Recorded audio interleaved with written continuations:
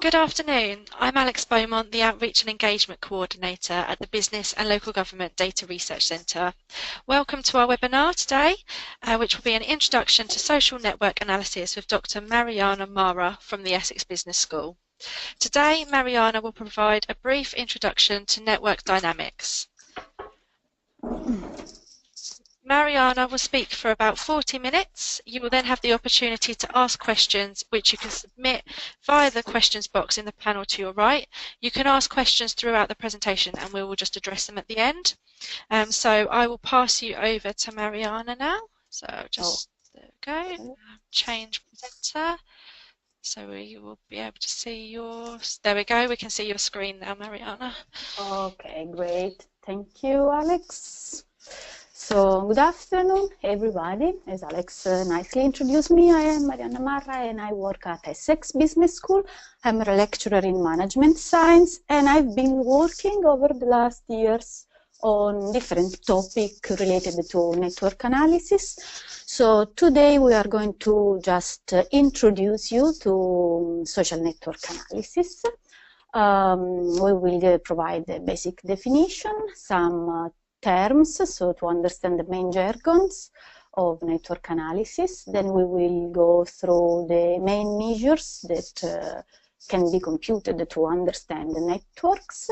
We will see a kind of network structure, and then I will try to highlight some recent research in economics and management and banking and finance that use social network analysis, just to give you an idea of what you can do with this methodology. At the end, there will be 2 pages of references where you will find very useful information to start with network analysis. So the first important thing to say about social network analysis is that it is a completely new perspective. This, I think, is the most challenging aspect of SNA, because compared with the traditional research methodology, both qualitative and quantitative, it assumes a new approach to look at data, to look at human behaviors and social interaction. And it is basically a set of specific analytical and statistical tools. It requires a special type of data, and so also special techniques to data collection. And last but not least is a set of visualization tools that make network analysis very attractive. So what you can do with network analysis, this I think is the first thing that you would like to know. Well, with network analysis you can study networks clearly, and different type of networks and different type of interaction among nodes within a network. So you can study different type of transmission, so information transmission, knowledge flows, knowledge exchange, trade, credit and financial flows, trust, spread of epidemics and disease. These bullet points, as you can see, give the idea that social network analysis can be relevant for several disciplines, okay? So not only for statistics, not only for economics, but it has been proven to be extremely powerful and useful for studying different topics in different disciplines. What you can do with network analysis is detect underlying and not immediately visible networks. This is the first aim of any social network analysis application. So what do I mean by invisible network? Here we have a type of visible network. Visible network means a graph in which we have different nodes and relationships, and this relationship can be easily detected. So here what we have different financial services companies, so banks mainly, and the relationship, or you see the link from one node to another, basically means, can mean different things. So information flow from one company to another, that is, for example, a collaboration, so a partnership between 2 banks, or more relevant for banks, transaction from one bank to another. Okay?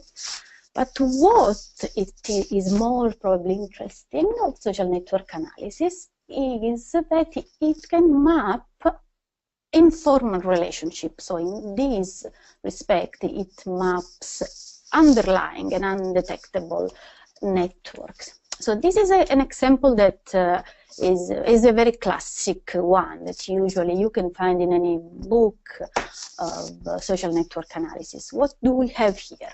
In the left part of the screen, you see the classical formal organization chart of a company. Okay, so you see the senior vice president and narrowing down 3 divisions, and then employee within each division. Okay, this is the formal organization. Okay, we can also say that it is the formal organization that is top down. Okay, passed to employee. And here on the other side, you have the same individuals, okay, so employees of this organization, but the relationship here are informal relationship. So what we have here is that we can see that at the center of this network, okay, so as the most relevant person of this network, we have someone that seems to be not so relevant in the formal organization chart. So how to get this network? Behind this network there is a survey, okay, so a set of questions that the researchers ask people within this organization. Clearly the questions reflect the research idea that you have in mind. In this study, the question can be, who do you work more with every day? Who do you refer to solve a problem? Okay, who do you like most in the organization? Or who do you think is the most expert individual in your organization to go for to solve a problem? Okay, and you can see that in this case, when you map and visualize this informal relationship that you capture through a survey, you will visualize at the center someone that you do not expect from the formal chart to be so relevant for the organization. Okay, so as you can see, the first output of a classical social network analysis is pretty different from what you are probably used to in other research methodology. Now let's start with the jargon. What is a network? Well, a network is based on 2 sets, a set of vertices, nodes. These can be individuals, organization, different type of actor, okay? And these represent the selected units. And then we have a set of lines. Lines mean links, relationship, interaction, ties between units. They determine a graph, okay? And the graph can have other additional information. P, which is vertex value or function, properties basically, and W, so line value function, weights. So you also can assign a weight to the relationship. For example, the intensity of relationship between 2 people, how often they communicate each other. Graph plus data leads to the network. What we can also distinguish in a network is the difference between arc and edge. So the arc is a directed link, okay? Directed, as we will see in a bit, means that we know the direction of the relationship, okay? So we know that A, for example, likes to work with F, okay? When we don't know the direction of the relationship, okay, we have age. And now we will see that this led to 2 different types of network also. So in the first case, we can detect a directed graph. Okay, in the directed graph, we know the directionality of ties. Okay, so here, for example, you can imagine that we have both individuals, employee of a company, okay, but also web page, okay, website, okay, and each time a web page points to another one, okay, through a link, we can detect the directed, okay, tie. So we know the directionality. Or, for example, if we are once again in the company and we want to understand the informal network of relationship within that company, we are going to ask questions such as, who do you like most to work with in your daily work activity? So we will have employee to make a choice. So to say, I like to work with him or with her, okay? And in this case, we detect a directed graph, okay?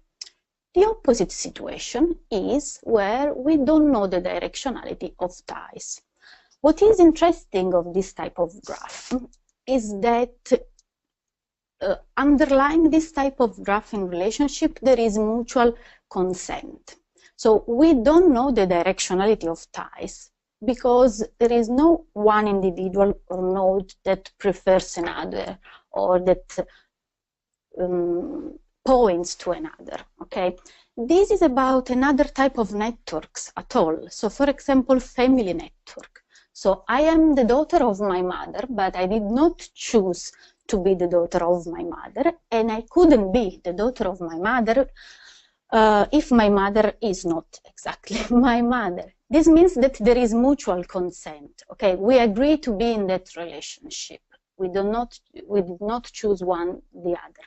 Similarly, in a business partnership or alliances network, okay, two companies agree to be part of an alliances, okay? So there is this mutual consent, and so there is no point to have directionality of ties, okay? This is, for example, a type of undirected graph.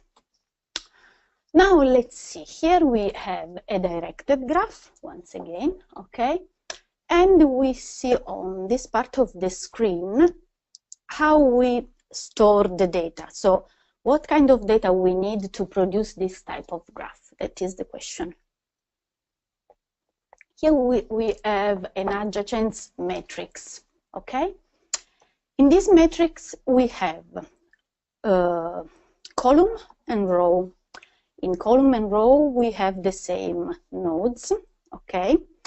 And as this is a directed network, we read this matrix in this way, from here, okay, from row to column, to refers that from 1 to ties, to 2, there is a relationship. So we will have 1 when 1 points to 2, or when 1 points to 3. You can see 1 points to 3 and points to 2, okay?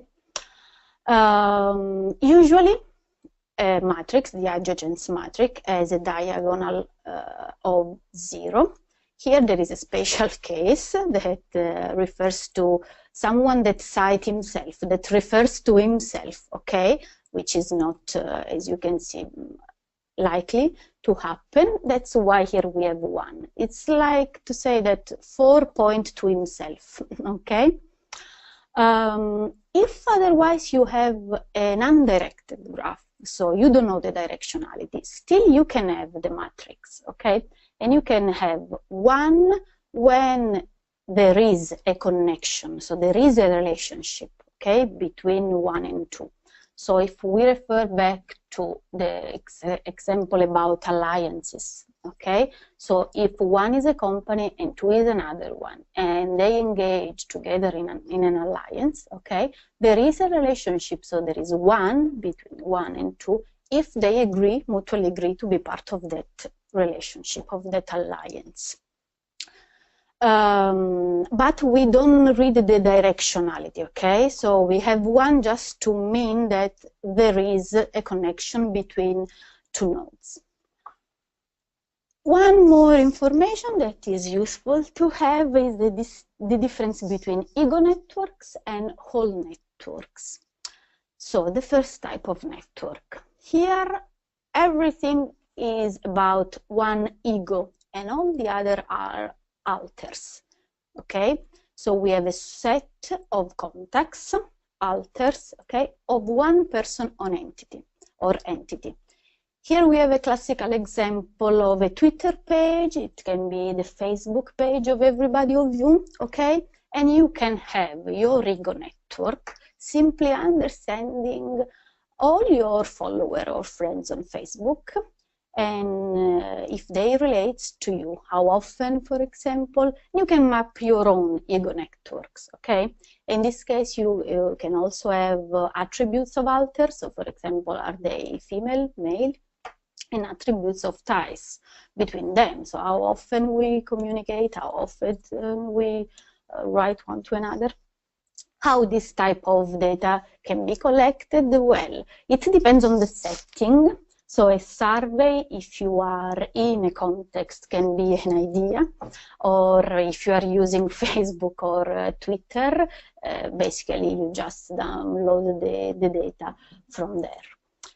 Typically, graphical is represented with the ego at the center, okay? So this is the idea that everything around the ego is his network, okay? The opposite situation, we have the whole network, okay? And in this case, we want to map the whole set of ties of a particular group, setting, or population. We do not focus on one particular person or entity. So the best example that comes to my mind is, for example, we want to map the relationship within an organization. And we have a specific research question in mind, okay? So we want, for example, understand what led to an effective knowledge transfer, okay? And so we want to understand what are the characteristics of a successful company, okay? That is a very innovative one, where the knowledge transfer and exchange is a very effective one. In that case, we do not go into a company and survey one specific person, so the ego. We do not survey the CEO, for example, of the company. We try to survey the whole group, okay? But here there is one point to highlight.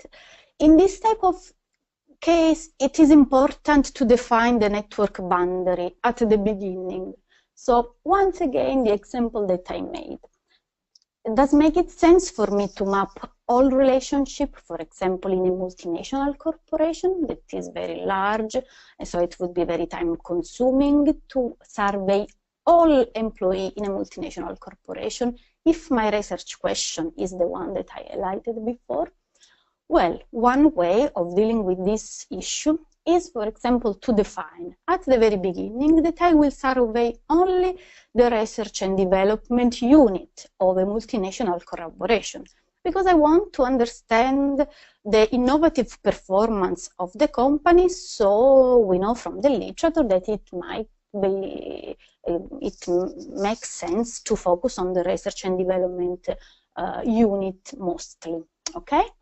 So we have the network of knowledge sharing between employees of one unit specifically in this type of situation, okay? It's just about defining the boundary of the network at the beginning. One more information is that we can have one mode network and two mode networks. So let's see the difference. In one mode network, we have only one type of node. So the example that I've just made, okay? We have individuals connected to other individuals, so employee of an organization, okay? In the two-mode network, we have two types of nodes. So for example, board of directors and companies, lenders and borrowers, credit cards and consumers. So we have two different types of nodes, and we want to see how they interact to each other. Clearly, from a two-mode network, you can also extract affiliation, okay, for one kind of node to another. Okay, so relations in two-mode networks are also affiliation from one kind of node to another, and you can extract a one-mode network from a two-mode networks. The difference is that in the matrix that I showed before, rather than having, as I said before, individuals, so employees on both sides of the matrix. We will have, for example, companies, as I said, and board of directors to the other side, and I will see which who from which board of directors belong to one or more companies. Okay, or we can have credit cards from on the row of the adjacent matrix, and consumers on the column. Okay, and see who has what type of credit cards. Okay. And then we also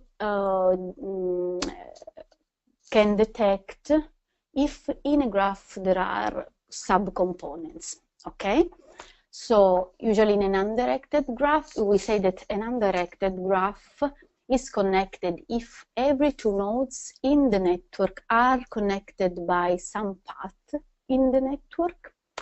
Components of a graph or a network are distinct, maximally connected subgraph. Okay. In the directed graph, we have strongly connected component if each node can reach every other node by a directed path. Okay, so here we can see that this can be, for example, a strongly connected subcomponent of this directed graph. Okay, if, and probably it's true in this network, each node can reach every other by a directed path. Okay, it's not true probably in this small subcomponent, but the idea is more or less this one. Okay, and now let's see what kind of measures we have to detect network properties. So the focus in network analysis is on the properties of patterns of relationship independently of nodes attributes. So the focus is on relation in a network when studying a network. And how these measures that we're going to show you are based on the mathematics of graph theory and are then further refined with the social science concept, as we are studying human interaction in some case, or in general relationship. There are a variety of algorithms that can be used and different measures, and all of these can be easily computed using a wide variety of software applications that are available so far. Okay, I will briefly mention some software later at the end of the presentation.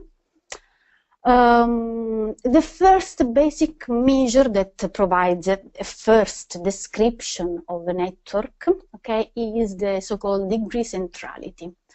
We distinguish between undirected graph and directed graph, as I said before. So for undirected graph, we have the degree of node that is simply the number of edges that involve, okay?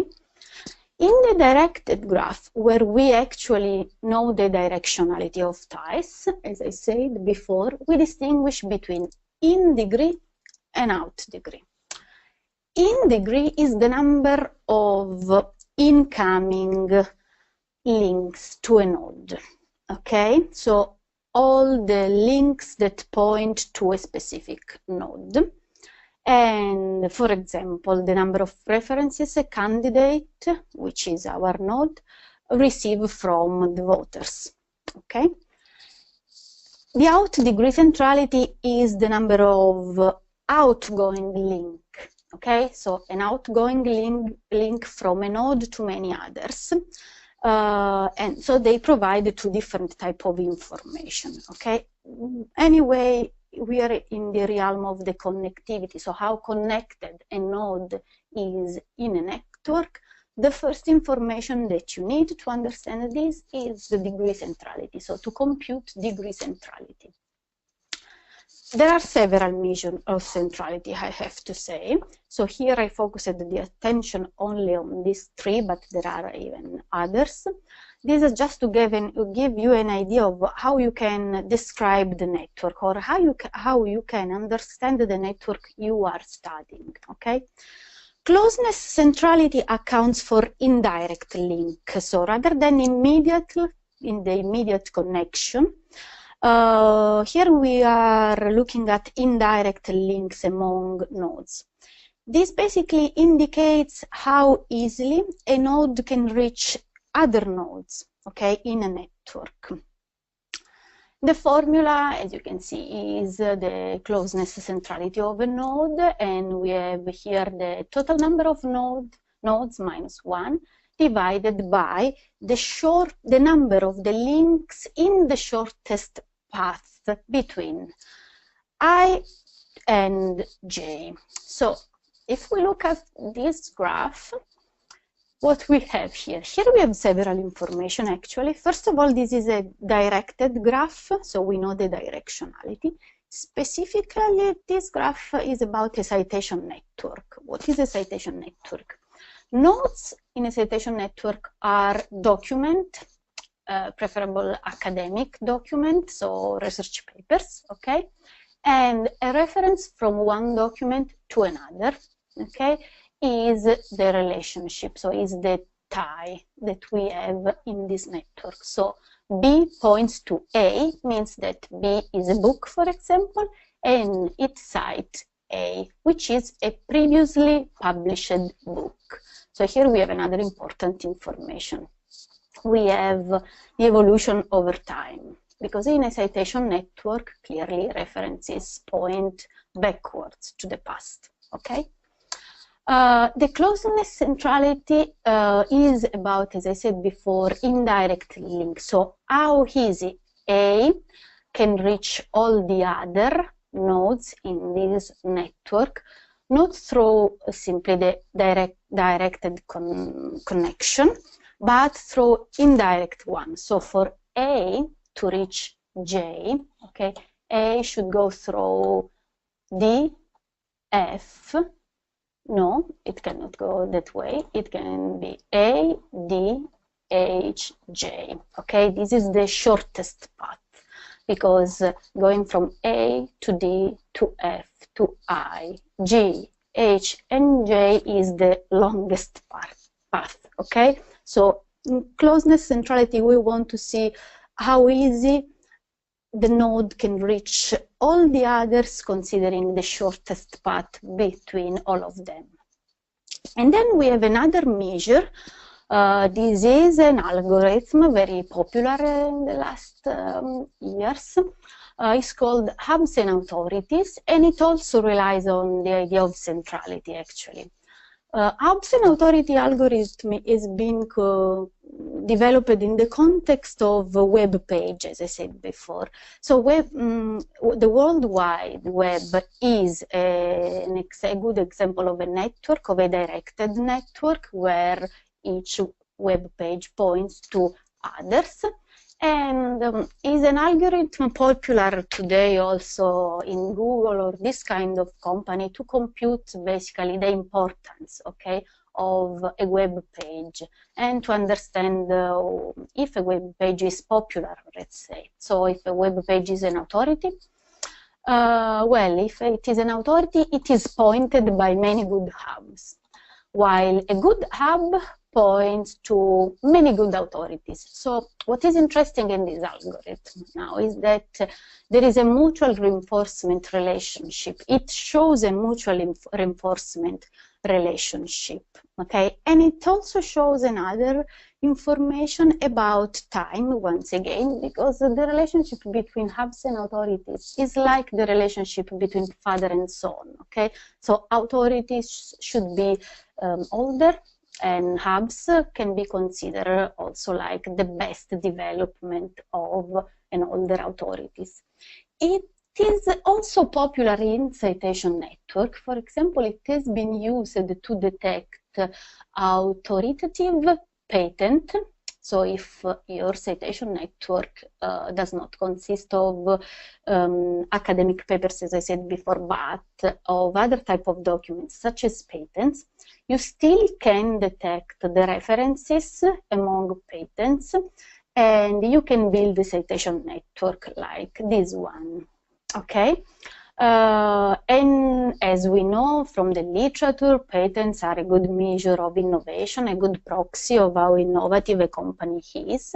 And if we want to study this type of topic, we can detect what is the best innovation within a realm, a technological domain, and what are the best developments, so the most recent development of an authority. This has been done in the literature, and so this type of algorithm has been used a lot in studying a directed network, as I said, citation network, patents network, this type of network. How we compute the authorities algorithm? Well, to get the authority weights, we count the number of hubs pointing to the authority, and to understand the hubs, we consider the opposite relationship. What is worth noting is that it's not simply the number of ingoing ties, so the in degree and the out degree centrality. Why? Because this is an iterative algorithm.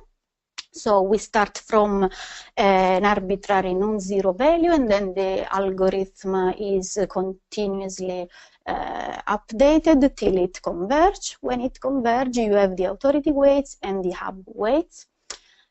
Anyway, this can be easily computed using software so far. So once again, you just need the data, and so the number of links, and the software will help you to compute this type of algorithm.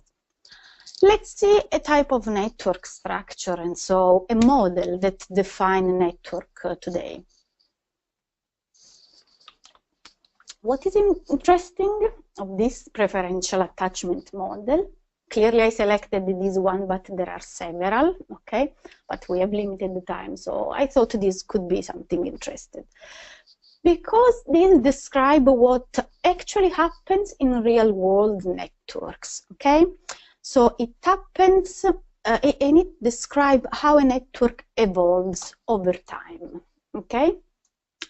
And we know that the number of nodes is not fixed, but continually grows thanks to the addition of new nodes, okay?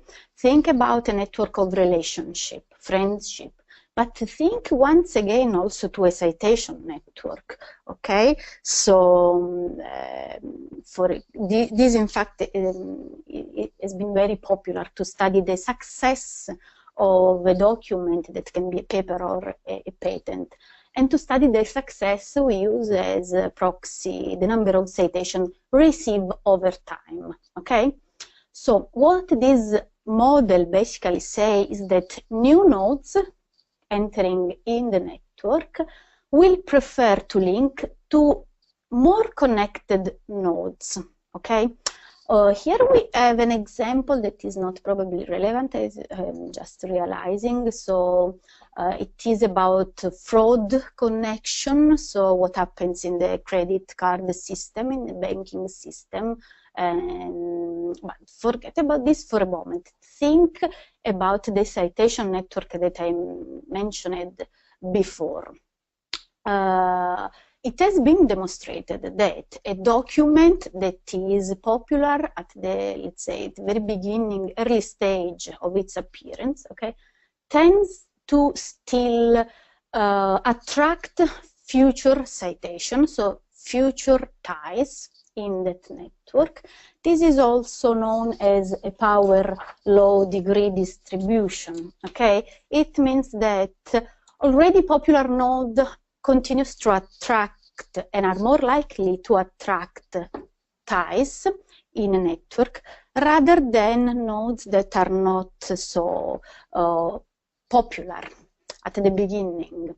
Here is the formula, and it is important to say that this model has been developed by Barabasi, and Albert is about the time evolution, okay, of networks. So as you can see here, we have the time evolution of network. What we can see is that new nodes coming into the network tends to attach to pre-existing nodes that shows a high degree of connectivity already, okay?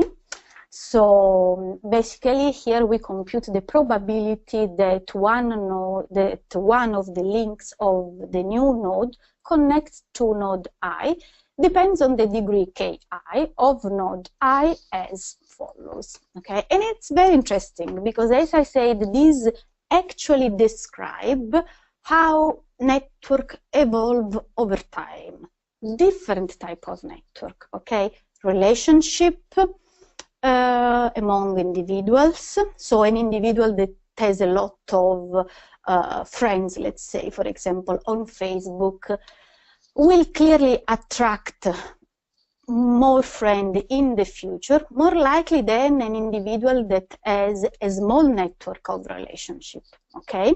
This is the preferential attachment model, okay? So new nodes in a network will prefer to attach to existing nodes that are already highly connected. Now, the last few minutes of this presentation, I thought that it could be interesting for you to see in what way SNA has been applied to different disciplines. I focused today on economics and management, mainly on management of innovation, actually, and in banking and finance, because there are several applications of social network analysis that has been proven to be very useful and successful in these two domains. So here we have two papers that I strongly suggest everybody interested in social network analysis to read. I like both of them a lot. Here is one of the pioneering studies conducted by Hansen in 2002, in which he studied what happens in a multinational corporation, okay? And he explained the effective knowledge sharing in multinational companies. So he used the measure of connectivities of nodes, that is, employees in a company, okay, to understand who knows what in a multinational collaboration. So let's say there is a problem to solve. That can be to develop a new idea or to simply solve a daily routine problem, okay? Who the other employee will refer to.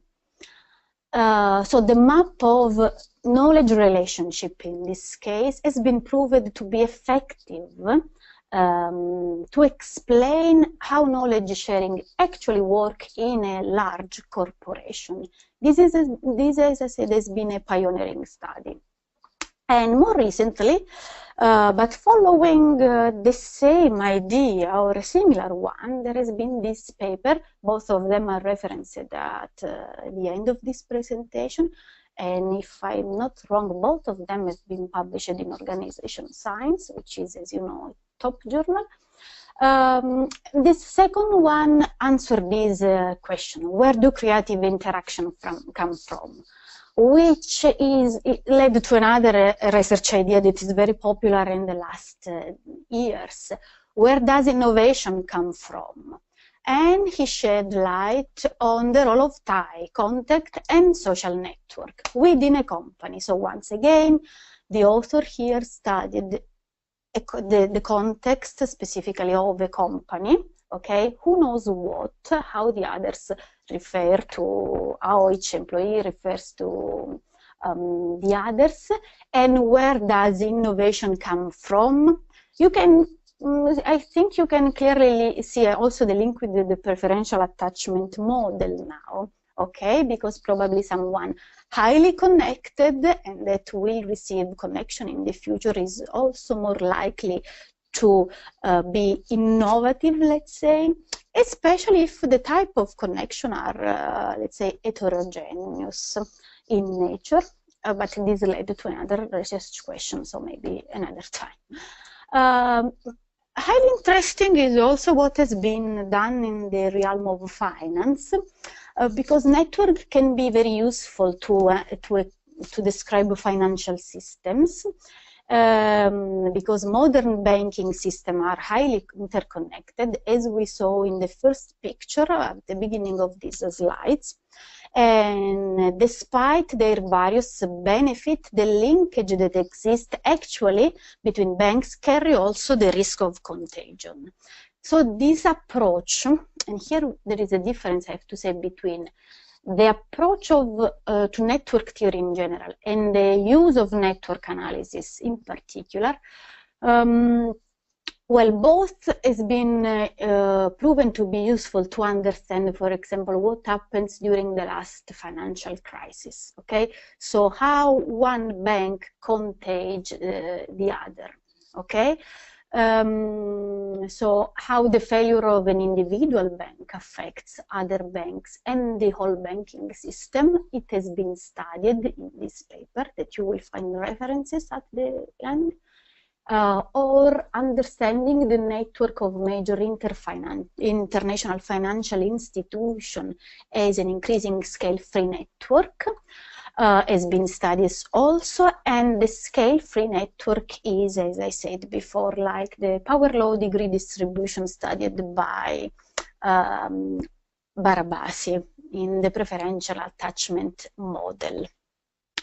So here we are at the end of this presentation, and I highlighted here what at least has been the beginning of my background in social network analysis.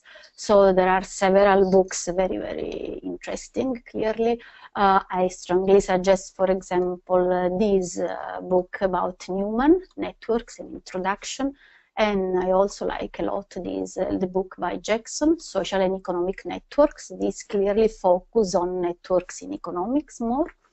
This is a Bible for all of us, so exploratory social network with Payek, because Payek is one of the most popular software that can be used to compute several measures and to study different type of networks.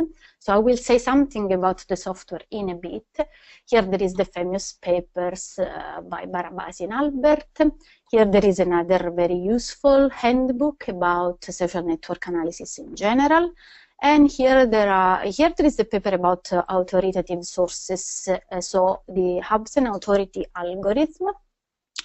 And this one about neural network and these are about the application of social network analysis in finance and in management. Okay, these are the two papers exactly published, as I said, on organization sites.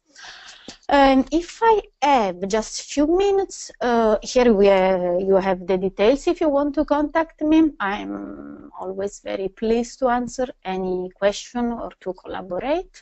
Here you have the details of the business local government data center. I just want to say a few words about the software. As I said before, there are several software for social network analysis. I think USignet is one of the first ones. Payek is very popular and is very strong because it handles several nodes, so you can study large network with thousands of nodes, and so it's very powerful. And is also about an open community, which is the idea behind the network and collaboration. So you can freely download Payek because it's an open source software, and you will find several resources available online about Payek that will help you in many cases. They also have a community, so you can subscribe their mailing list. They always reply to your email, to any doubts. It is a great community. And that's it. So that's great. Thank you, Marianna. Okay. We've had a couple of questions here. So we've had one question come through. So you gave examples of networks of relationships earlier on. These seem to capture the binary concept of there either being or not being a relationship. Are there multi-dimensional relationship networks to capture the change in relationships over time? So I know you showed the diagram of how relationships can be added on. Is there a way of demonstrating how relationships may be removed over time? Over time, I think that you are looking at the dynamic network. So you will have data about a certain period of time, I think, if I understood the question. So in that case, yes, clearly for each time period, let's say 1 year, 2 year, something like that, you will have the information about the relationship, if the relationship is still there, coexist or not. That's mainly, basically, the idea, I think, if I understood the question. So clearly, you can see the evolution of relationship over time. And what, for example, has been studied in citation network is exactly this. So how citation evolve over time. So if a citations trend still exist over time, it means if a document, a paper, a book is still popular over time, or in another context, let's say alliance between corporation, you can map how long that alliance exists, let's say, and so yes, you definitely have in a longitudinal network this kind of information. I hope I answered the question. I'm not sure if this is what the person... Okay. That's brilliant. Thank you, Marianna. So I don't think we have any questions for now. So thank you very much, everybody, for joining us today, and thank you to Marianna for such an informative and engaging presentation. The slides will be available for everyone to view on our website afterwards if you'd like a copy of those. So thank you. We hope you enjoyed it. Thank you so much for your help, and thank you all for attending the seminar, the webinar. Thank you. Bye. Bye.